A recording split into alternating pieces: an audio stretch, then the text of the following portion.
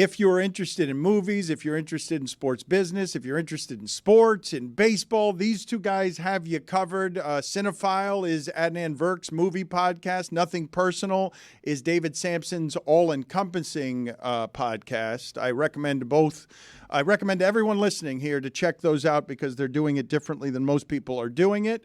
Before we get started here on what their top 5 lists are, though, Samson, I need to call you out on a hypocrisy and inconsistency that a lot of people have been calling you out on since yesterday, because you came on here yesterday regarding Travis Kelce, and this is what you had to say. The consequences had to be because Travis Kelce ends up in a situation where he bumps his coach. Listen to David Sampson on that subject matter.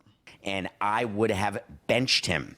I would have had Oh, him come gone on. for one David, get Come out of here. on. Come on. One series. Come David. on. If a baseball player attacks a manager physically during a game, you don't think he's taken out of the game? I should have benched him for the game. What he did is inexcusable, and no one talks about it because no one wants to upset Taylor.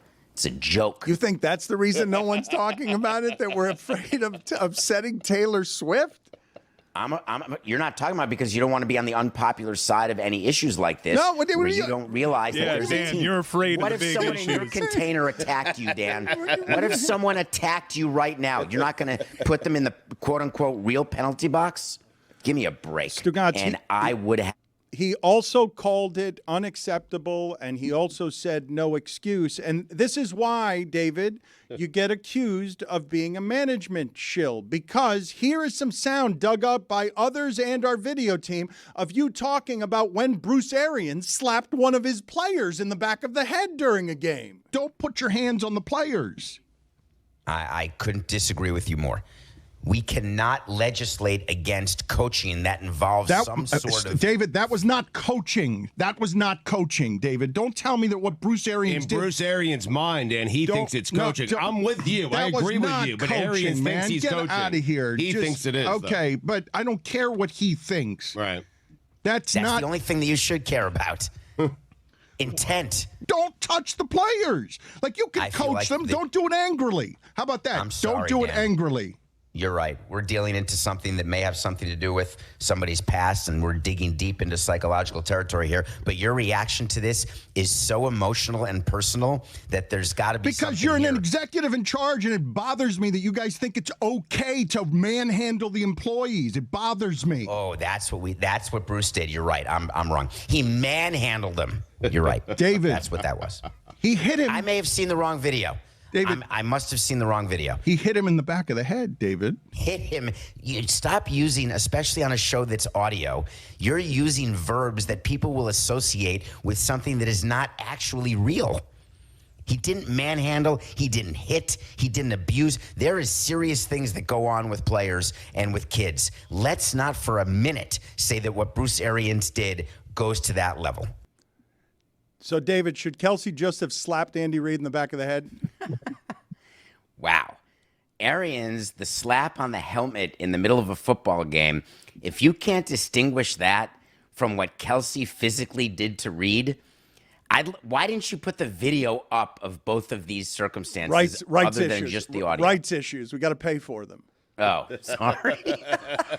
Fair point.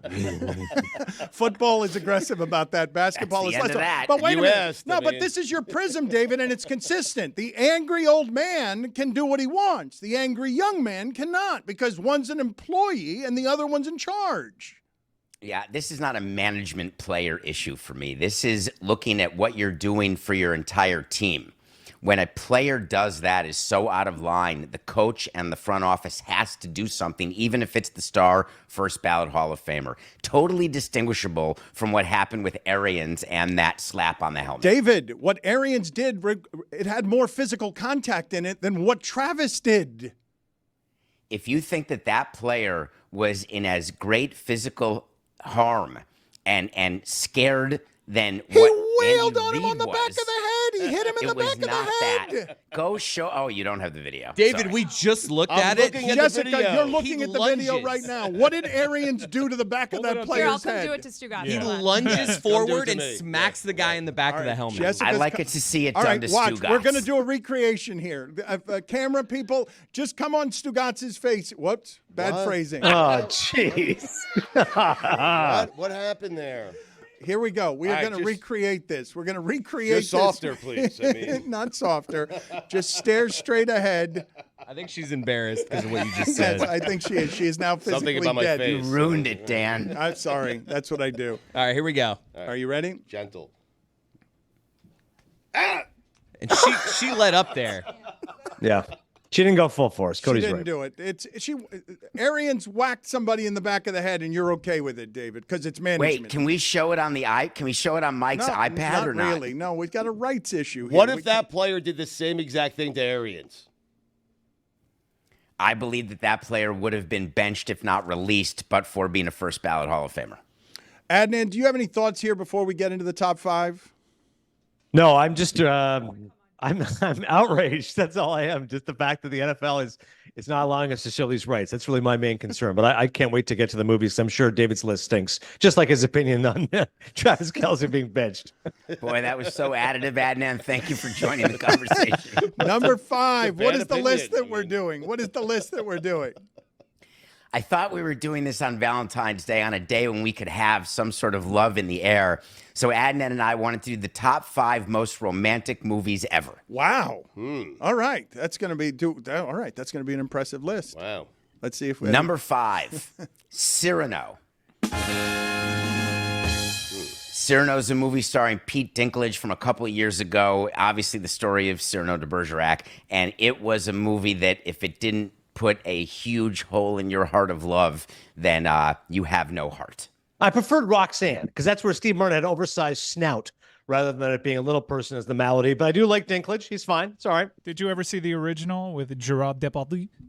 Yeah, that one's Yes. better. Yeah. Except he's canceled, so I can't put that on the list. They What do you canceled Gerard mean? Depardieu? What do you mean? Oh yeah, Yes. he got accused The of French a lot love of him. bad things. He's canceled except for in France. So are you Oh, I That's think true, he's Adnan. canceled, especially in France. are you saying that movie was better but is not on your list because he was canceled? No, I like Cyrano better, but I wouldn't put a Gerard Depardieu. That would be like me telling you I would put Lethal Weapon on a list. On principle alone, I won't put it on any list now because of Mel Gibson. I didn't realize that your lists were contaminated by cancellations. I didn't realize that. My list is contaminated by personal cancellations. Okay, so you're in your personal record book. This is your top Well 5 done. people who Yeah. have been canceled. StugottsBook.com. Okay, number 4. That's exactly right. Number 4. Number 4 is one of my all-time favorite movies, directed by Richard Linklater, called Before Sunrise, with Julie Delpy and Ethan Hawke. This is about people who meet on a train and spend an entire night together, and I have tried to recreate that night in various places around the world, and I've been successful several times, and it is... It just go see it. It's a trilogy, but start with Before Sunrise. David Samson, you'll never be Ethan Hawke. Okay, so go ahead and replicate whatever you want. I prefer Before Sunset, and the trilogy is amazing. Linklater's a great director. I really can't quibble with this choice. It's a good one. Wow. You're quibbling with the fact that I've ever had that experience, Adnan. I promise Yeah, that's you it. I have. Yeah, that's right. I I've don't think searched you can for it. replicate that. I don't think you have the magnetism of Ethan Hawke to replicate that. Don't even bother. You know, maybe you should get to know me better. Number 3, What does that mean? Brokeback Mountain. Wait a minute. Wait a minute. Are you suggesting that you could have a romantic night like that would disprove Adnan Virk if he simply saw your romantic moves? 1,000%. Oh, God. You got game. Okay. If you speak to people, Play. We don't have to I do like- this. Yeah. can't. Let's not do Number this. 3. If I speak to people, let's interview all the people that Dave has made swoon with his Yes, all the one-night paramours romances. of Samson's life. I look forward to discussing that with them. I need to speak to my lawyer first, but once I do, I am more than happy to give you a top 5 list of that. Do you ever speak to anyone without speaking to your attorney first? I mean, No, my mom didn't raise no fool. Number 3, Brokeback Mountain. Brokeback Mountain, if you can't get through the fact that it is one of the most romantic movies, the relationship between Heath Ledger and Jake Gyllenhaal, it came at a time directed by Ang Lee where it was not as acceptable as it is now. and it should have been, and it should be, and it always should be. But their relationship is one of the best on-screen relationships in history. Cattle ranchers, gay. Number 2. Adulterers. Only one of them was. Oh, no, they both were. Anne Hathaway was one And of the were wives. you, if And we were Michelle consulting Williams. with your attorney. Number 2. I didn't say that, You Dan. did not say that. I know you didn't because you I didn't have no consult idea with what your you're attorney. even talking about. Number 2. Hold on. We have to cut that out. I don't know what you mean, Dan. Number 2, Moulin Rouge. The greatest thing about life is love. It always has been for me. Ewan McGregor, Nicole Kidman, Toulouse-Lautrec, and nothing more to say about that. And the number 1 most romantic movie, and there will never be a different number 1, is The Notebook. Oh, jeez. Terrible. I've rewatched it time and time again. It is waterworks every time.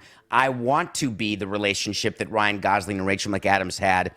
And I wanted to die like James Garner and Gina Rowlands holding hands in a nursing home. And I absolutely failed miserably at that goal. But that was something that I aspire to. And that is the type of love that everyone should want. The only thing we have in common, I said, did want to die while watching that movie. 54% Rotten Tomatoes. Absolutely terrible. I mean, that is the height of maudlin and overly sentimental. I mean, waterworks, I suppose, since you're soft, Samson. But honestly, I'd rather watch Stugotz's OnlyFans page than watch The Notebook. Thank you. I have no response to that. Just make sure you pay him his money. Adnan, your top 5 looks how different. Mine's is good, Dan. Number 5 is 4 Weddings and a Funeral. Hugh Grant is most charming and foppish and romantic. F-word for the first 10 words of the movie. Really funny, really charming. Number 4, Nobody Puts Baby in a Corner. Dirty Dancing.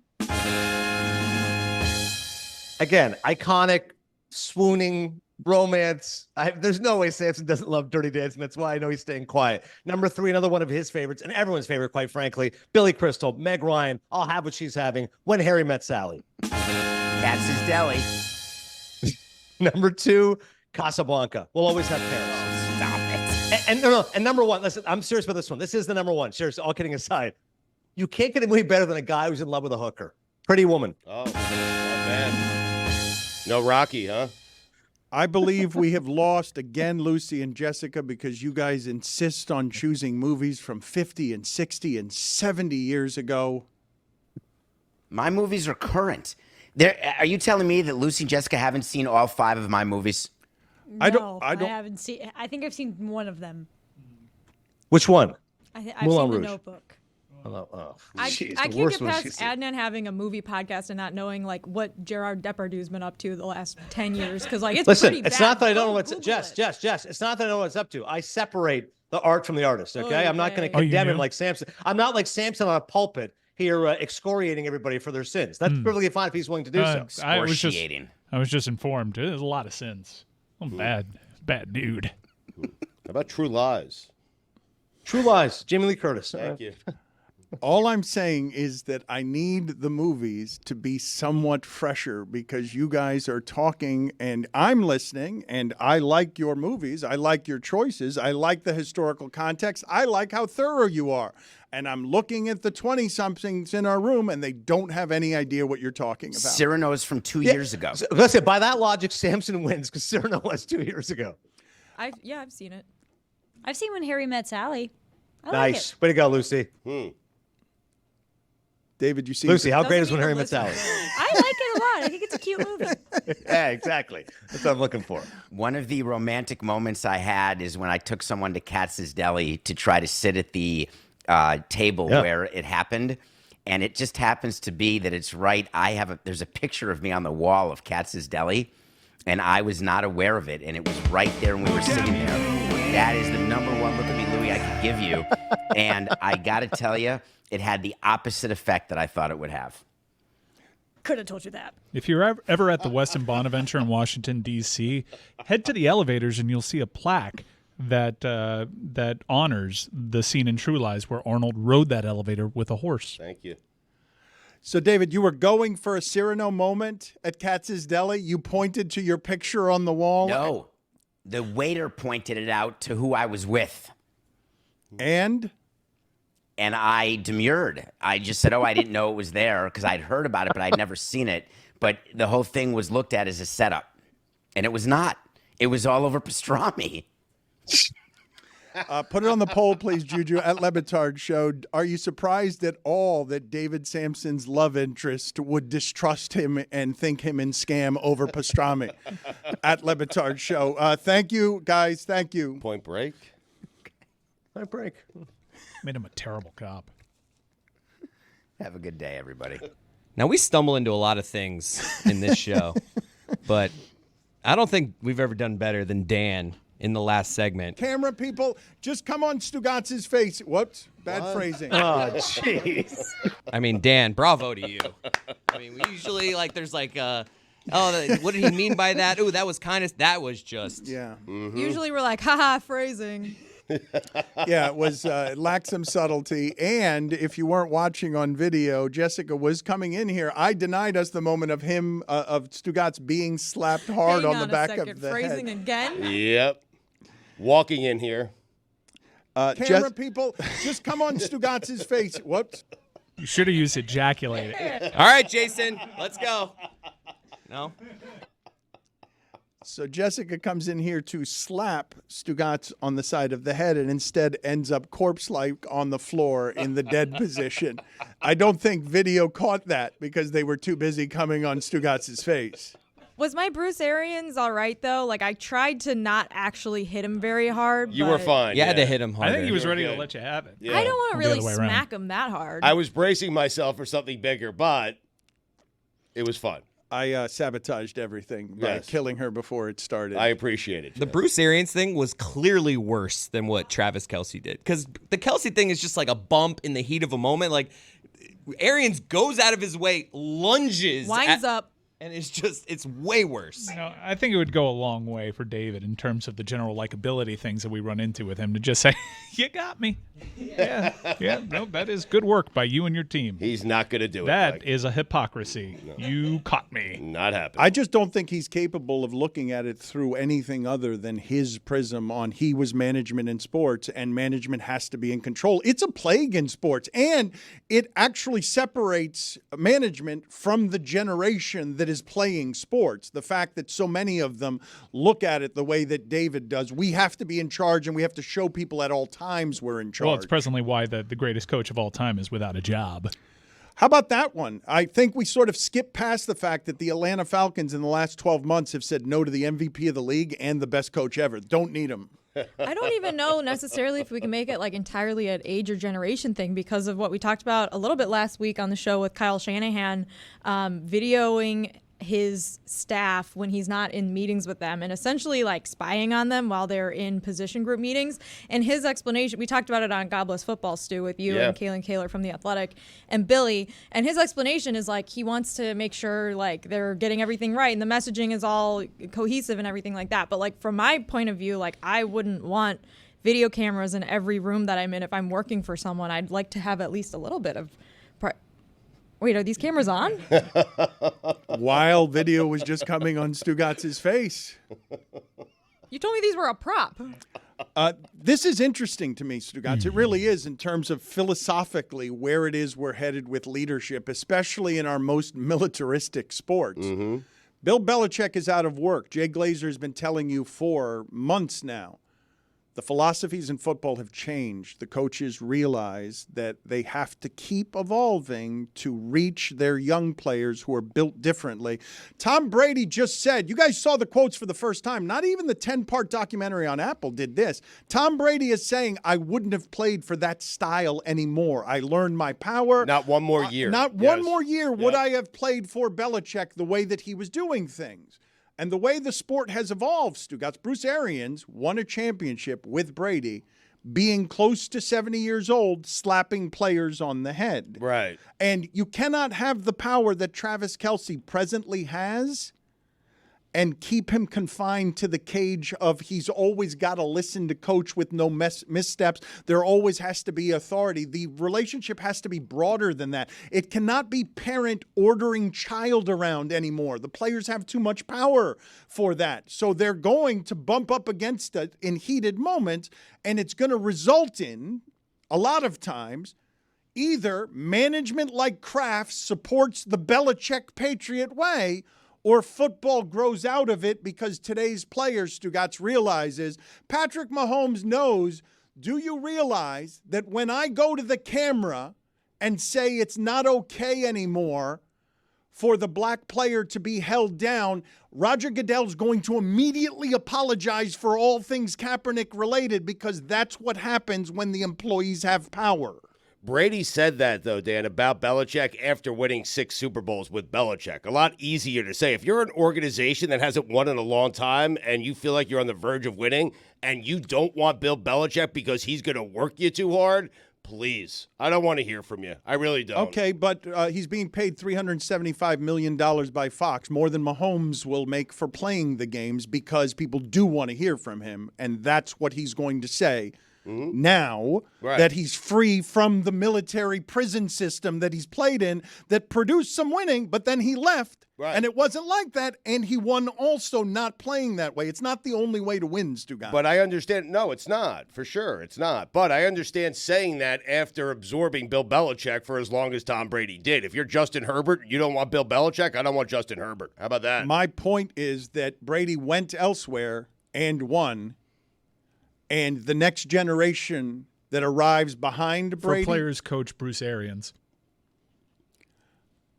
Players coach Bruce Arians, who slaps players in the head, but was viewed as more of a player's coach than Belichick was. Yeah, but he's also like a disciplinarian. I mean, I went through years sharing my opinions on Bruce Arians. There was a reason why it took so long for him to get a job. But that part has aged out. The sport has aged out, and now what you get is the youngsters who are spying on their coaches in the video room because they learned from the culture. I mean, Shanahan comes... How about you learn the rules? Stugotz.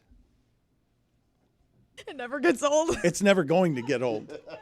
It's never going to get old. Might not even be true, but... Wear that one. He's going to have to wear it. I mean, what's true is the players didn't know.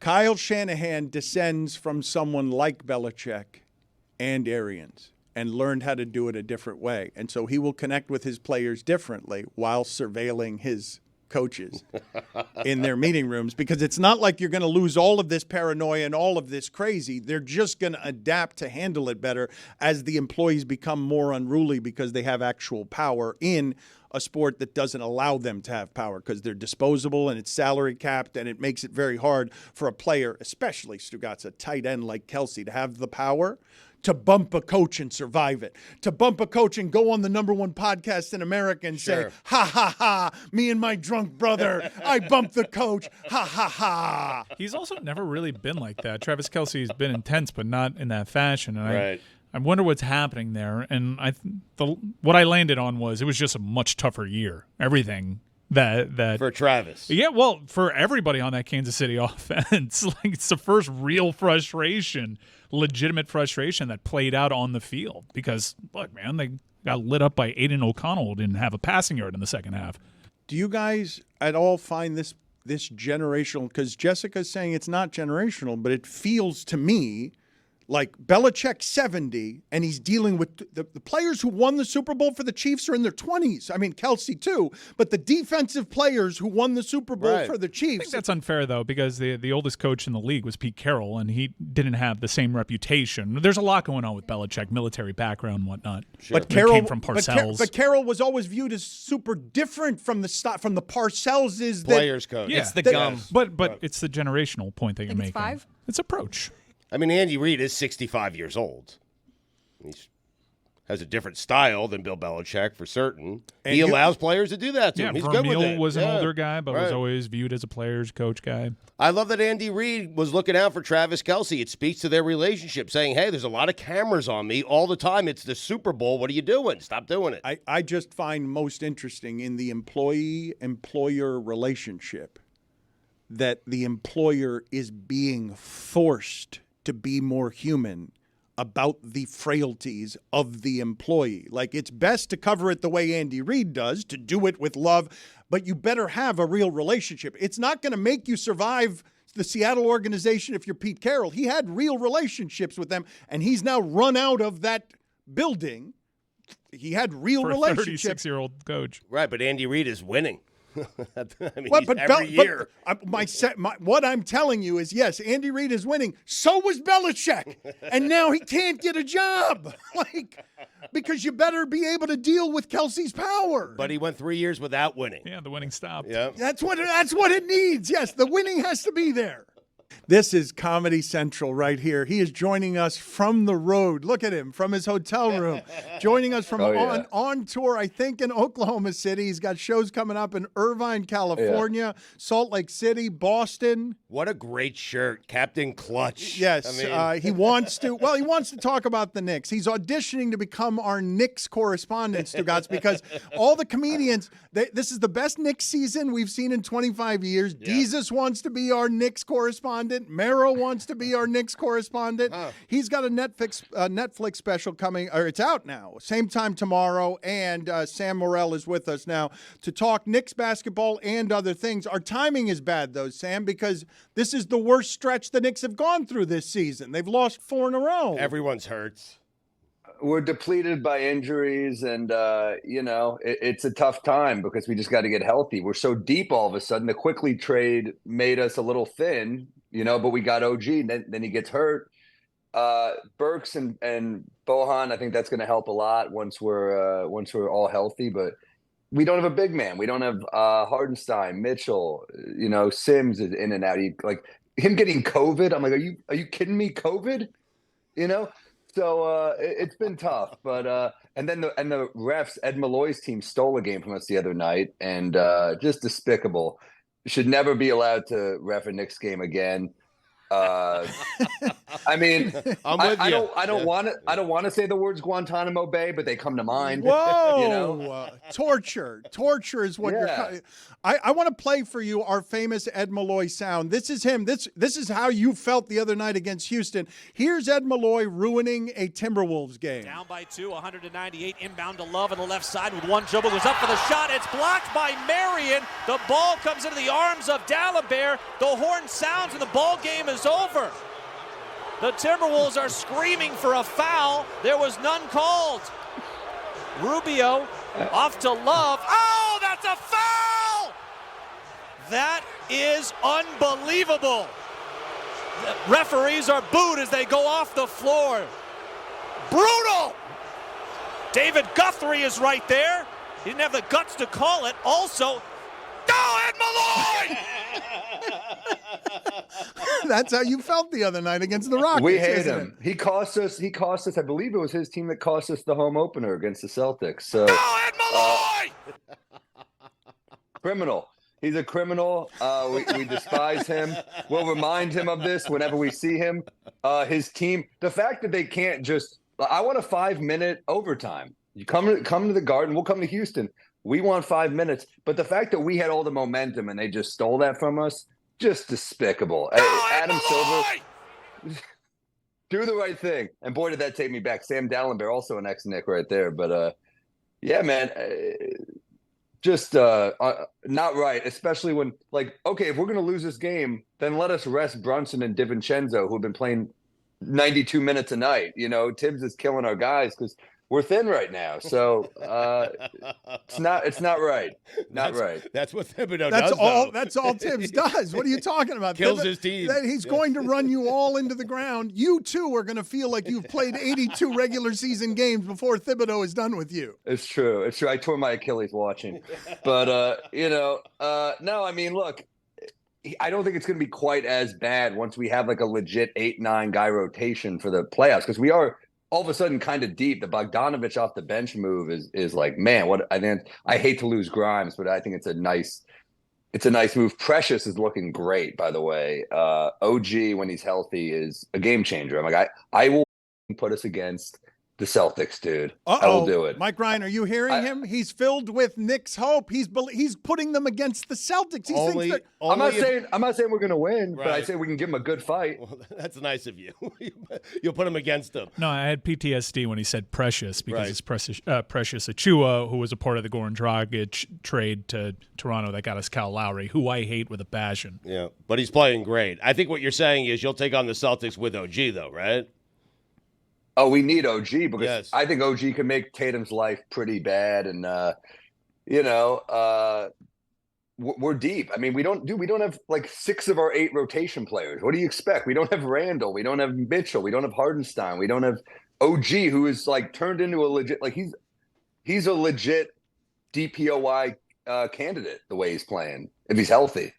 You love Hartenstein, and I think basketball people do I too. do. But a lot of people would laugh at the idea that he's the difference maker against the Celtics. Little things, Dan. He is. Yeah. He is, because matchups are everything. And as much as I love Mitchell Robinson, I think the KP matchup is a little difficult. So, much love to KP, another former Knick who I think we wish things ended differently, obviously, but I think Hardenstein defensively, like if you watch basketball, like that's why I know Stephen A. Smith doesn't watch basketball. When he goes, some guy named Hardenstein, shut up, Stephen A. Watch an actual game before you discredit the blue collar work ethic of the great Isaiah Hardenstein, who has been the glue this year. And I only hope we can find the money to re-sign him.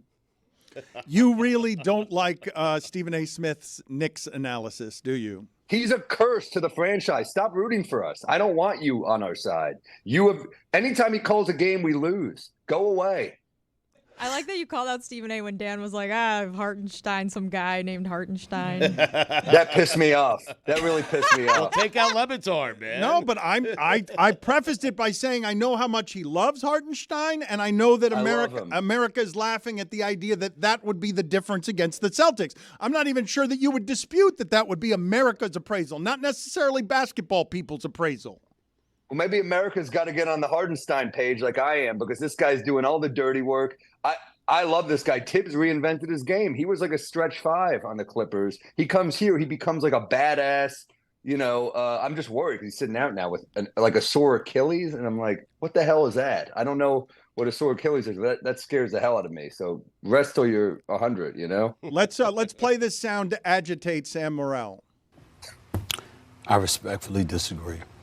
And we all know that how I feel about my Knicks, but they're 26th in defensive efficiency rating. Mitchell Robinson is out. Jericho Sims is out.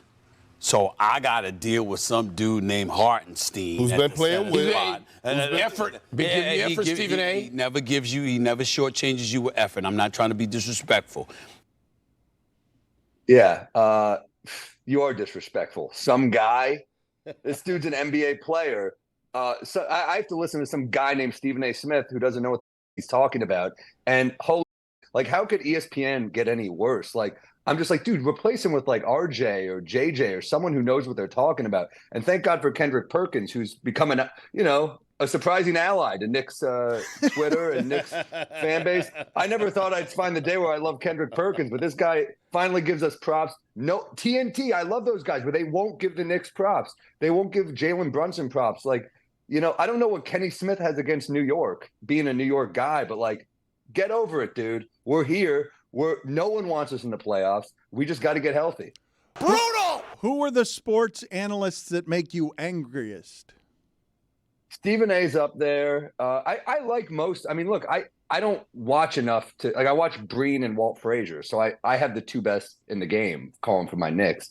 I love Kenny Albert. I love the Knicks rotation. I like Alan Hahn a lot. Any of those guys are great. The ones who make me angry, Stephen A. Doris Burke bugs me. I got to be honest. I don't know. Like, stop riding Jason Tatum's jock this hard. It's unbelievable. It's like, are you from Southie? Did I miss something? I wish there was a way to mute her and I could just listen to Mike Breen. Honestly. So basically, you see she's so anti-Knicks. No one has an issue with Doris Burke. No one does. But you're biased. You have so much Knicks bias, and you're so mad at the media in general for laughing at the Knicks for 25 years that you're carrying all sorts of scars. Because, correct me if I'm wrong, this is the Knicks team that you've believed in the most.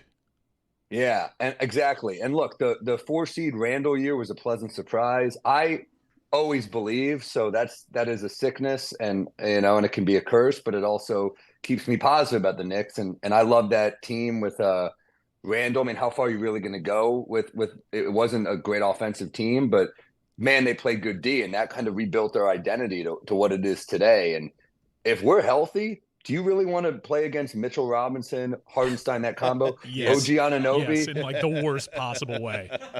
Yes. Yeah, you think? Yes. Celtics fan? Yes. All I the can't wait no, for I'm not a Heat Celtics fan. fan. Heat fan. Miami Sort Heat of. fan here. Heat fan. Tapping in Miami Heat fan here. Your team. Hey, look.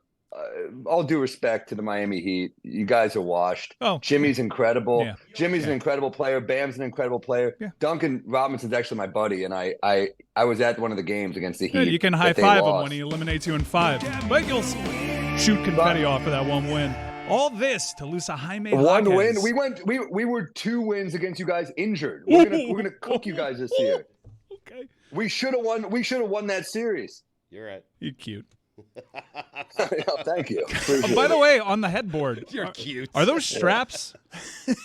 Are I those haven't. straps? Yeah, No. look behind you on the headboard. Yeah. You got a little Zdeno Chara situation going over there. It's a nice hotel. What do you want from me? Sam, any Super Bowl thoughts? If you want to keep talking about the Knicks, we certainly can, because I Sure. want to have you on as a correspondent, because we're going to heat up all this Heat Knicks stuff with the comedians, because there are a lot of New York gets loud when they're good, and they haven't had a lot of reasons over the last 15 or 20 years.